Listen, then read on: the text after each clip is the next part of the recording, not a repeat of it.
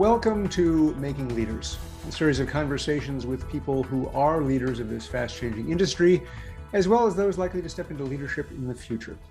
My name is Robert Bell, Executive Director of SSPI.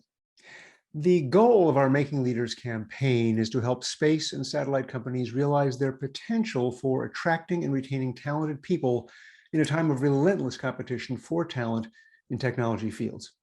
Making Leaders is made possible by the support of SSPI's corporate members and content sponsors, including Airbus Defence and Space, Artel, AVL Technologies, EchoStar, Hughes Network Systems, Maxar Technologies, Northrop Grumman Innovation Systems, OneWeb Satellites, SES Global, Speedcast, and ST Engineering iDirect. We're speaking today with Donna Potter, who SSPI named as its 2021 Mentor of the Year in September. Now retired from Maxar Technologies, Donna devoted herself to a demanding career managing the research and development portfolio of this world leader in satellite design and manufacturing. As a senior executive director of R&D at the Space Systems Loral and then Maxar companies, she created strategies for new technology development. She also drove research into new capabilities demanded by customers, and she was instrumental in SSL's entry into the government market. Now, the challenges were many. To meet them, she focused her energies on building strong collaborative teams, and she devoted herself to guiding new generations of satellite professionals through the obstacles and the anxieties of a high-risk technology business. Her success is measured not in technology breakthroughs, but in the greater confidence, the rising mastery, and the career advancement of the people she mentored. Now, many of those people were women. She served as mentor and role model to them, teaching the skills of managing up and down and sideways, which are, of course, the skills of leadership. But if women valued her advice and counsel, they valued even more her generous gifts of time, of emotional support, of a zone of safety where fears could be unpacked and faced. At SSL, she sponsored a new employee resource group for women, and asked who should serve as leaders. She suggested that, well, let's just try working together. What evolved was a shared leadership model that built deep relationships, taught skills, and produced results all at the same time. So, a unique role model, mentor, and teacher, but ask her what she did, and she's likely to say, I just listened. Well, now it's time for us to listen to her. Donna, welcome to the program. Thank you so much, Robert. I'm really delighted to be here. I appreciate the invitation. And of course, I'm so delighted to have received the Mentor of the Year award. It feels like a great, great honor. And I very much appreciate SSPI and their emphasis on this kind of activity. Well, thank you. Could you tell us just a little bit about your years at SSL and then Maxar to give us a flavor of what that was about? Yeah, sure. You know, when I joined SSL to head up their R&D team, there was already a very talented group of technologists doing great work. They just needed some focus and some discipline to actually make progress towards a clear goal. So my job was to add some process and to set some clear objectives, just like any good project manager. And along the way, we implemented some intentionality around innovation that spilled over into our patent program, and some processes around inserting those new technologies into an already existing product line. All of that enabled a more cohesive and fruitful outcome. I did that for about 6 years, and then through the mergers and acquisition process as SSL became Maxar Technologies, I got involved in business growth strategies, and eventually I led a team responsible for integrating the various business entities of Maxar. Yeah, that's a lot. That's sort of at the beating heart of the technology of the company's future in a way. Fascinating. What do you think in that process? What was the biggest lesson that you learned, and can you remember how you learned it? Oh, wow. Yeah, well, there were a lot of lessons. Certainly life always brings you lessons, and careers is the same. I think the biggest lesson for me was that my work environment was pretty important.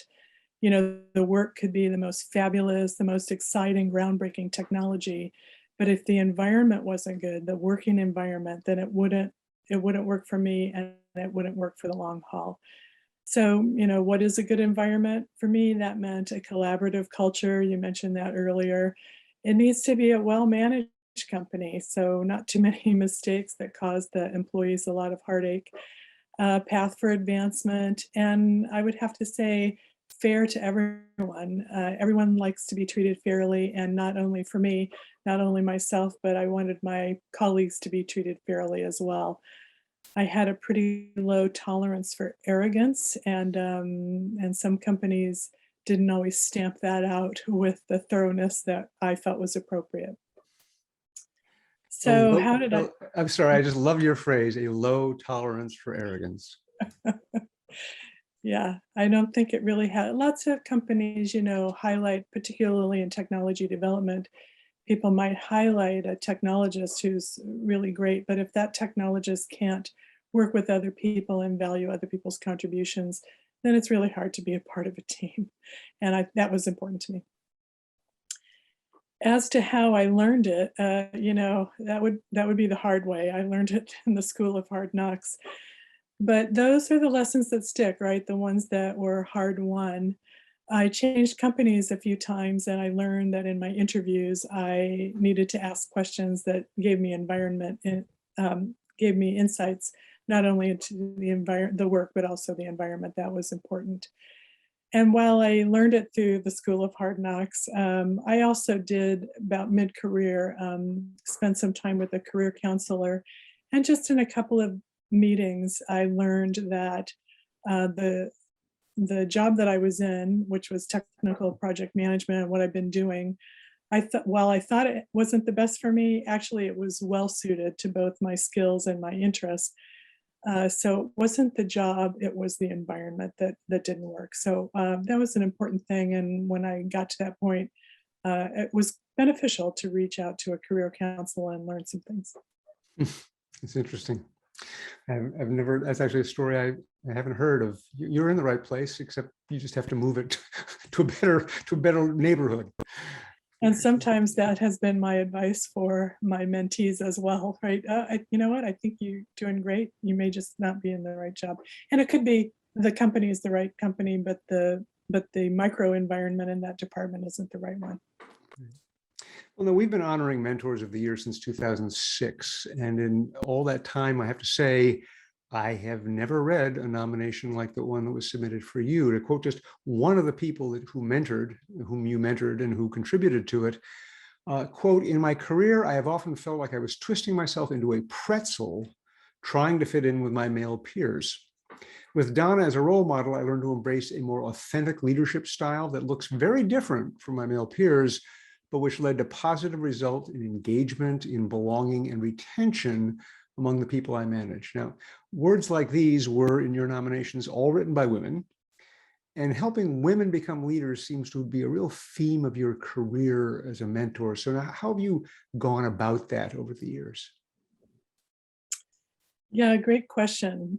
Way back at the beginning of my career, and I hesitate to say how long ago that was, there were so few women in engineering that it was natural for us to reach out to each other and to compare notes and to share our struggles. That turned out to be so helpful to me that it just became a natural extension to continue that sharing as I moved around to other companies and also as I moved into formal leadership positions. When I came to SSL, I was quite surprised that there was no women's employee resource group. And rather than push to start one, I thought I would just wait to see if anyone else saw a need. Eventually, a young woman did come into my office and express interest in starting a women's network. And it's really better, I think, if it's a grassroots movement with, of course, support from the executives. Since I already had experience with ERGs at other employers, it was easy for me to support that effort to start a resource group for the women at SSL. Yeah, wait until there's an old saying that you can't push the river, you can get in and try your best, but it just doesn't work. Perhaps that's another lesson that I learned. You just can't push the river.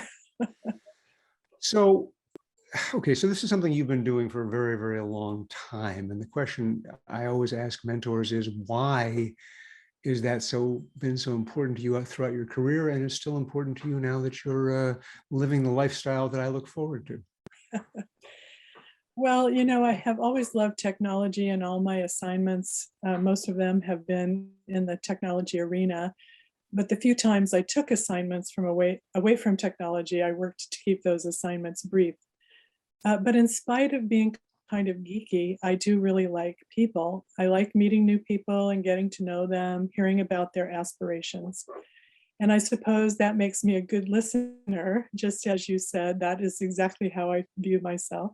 And when you are a good listener, people just naturally gravitate to you.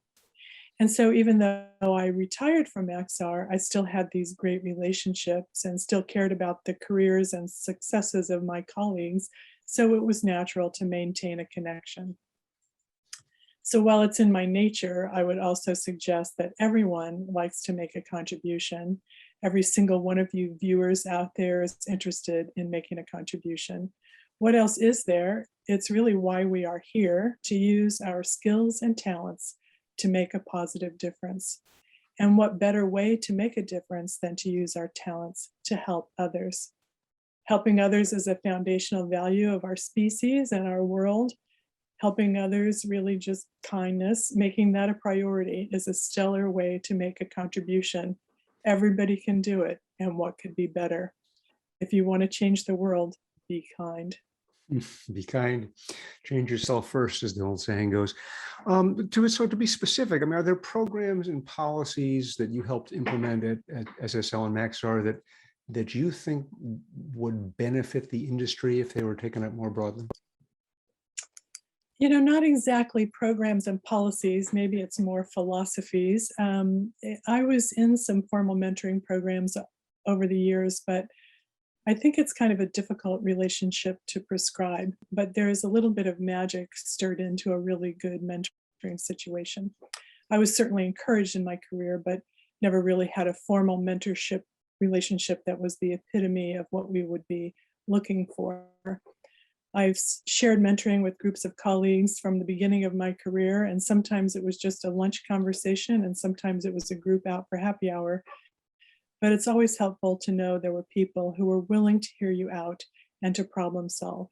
So a philosophy, a company environment that fosters that, that allows that, that encourages that, that's what I would say. Interesting. I just have to ask you because so now we're in this period of time where we're spending more time having screen relationships than we are going out for drinks together. What kind of, do you have any advice about that? How do you manage to have those kind of relationships in this environment? Yeah, I do. I think it's very hard, and I don't think that video chat is my favorite thing, but certainly during the pandemic, because I am a people person, that was the only avenue we had, and so that's how we reached out to each other. So I think just trying to be really intentional about that. Um, Going back to your previous question about programs and policies, I did want to talk a little bit about innovation and inclusion.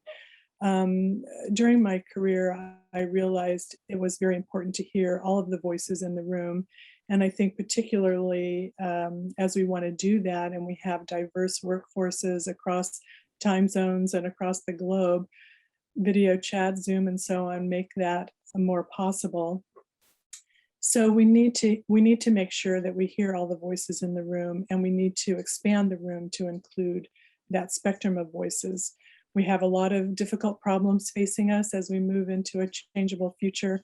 And, all of us, the business, the community, your family, in fact, the entire world needs viable solutions. So if we, all of you listeners, are going to help develop those solutions that don't make things worse, we're going to need to include everyone. Each and every one of us needs to practice and hone our leadership skills, whether it's in our job description or not. Leadership skills are critical to developing and implementing vital solutions, whatever they may be. And so each of us needs to develop as leaders, no matter our official role, and we need to bring everyone into the conversation to ensure best solutions are available. We need gender diversity, ethnic diversity, geographic diversity, racial diversity, everyone. We need everyone or we may not get there. Hmm. I remember a story, if we have time for a little story, about a company I read about. This was years ago, before the internet really took off.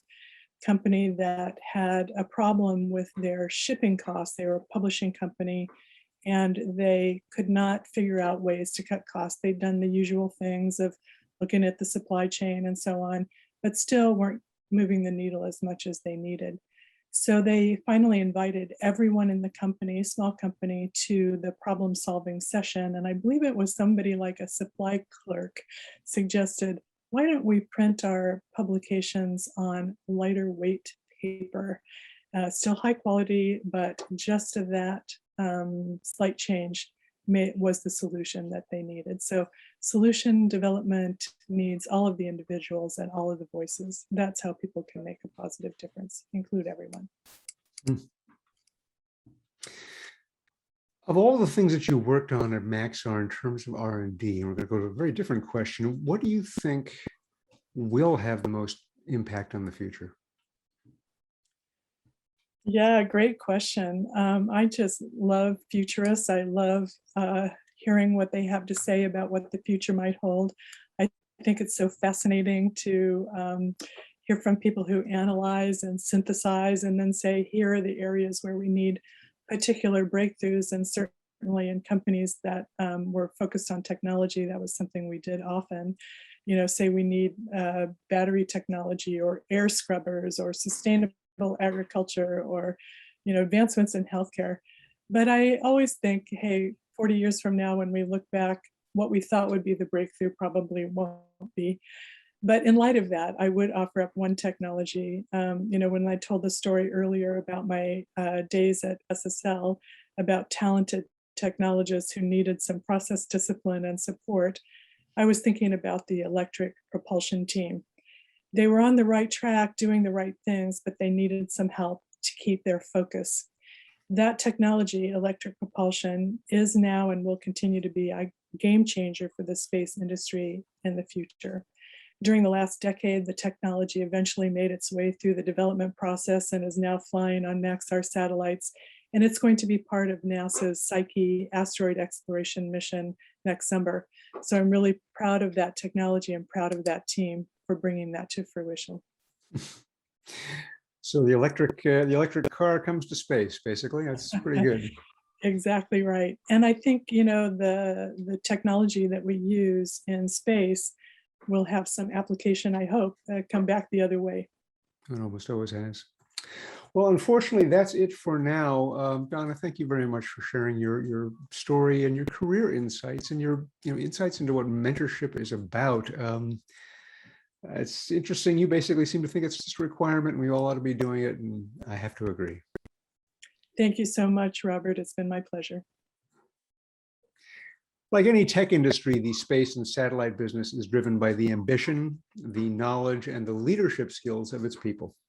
In our Making Leaders series, we take time away from business plans and technology roadmaps to focus on the people making a difference. We thank our members and content sponsors, Airbus Defense and Space, Artel, AVL Technologies, EchoStar, Hughes Network Systems, Maxar Technologies, Northrop Grumman Innovation Systems, OneWeb Satellites, SES Global, Speedcast, and ST Engineering iDirect for making this program possible. You can follow us on Twitter at SSBI. On Facebook or LinkedIn, just search for Space and Satellite Professionals. If you're not a member, I encourage you to become one by going to ssbi.org/join. For Making Leaders and SSBI, this is Robert Bell.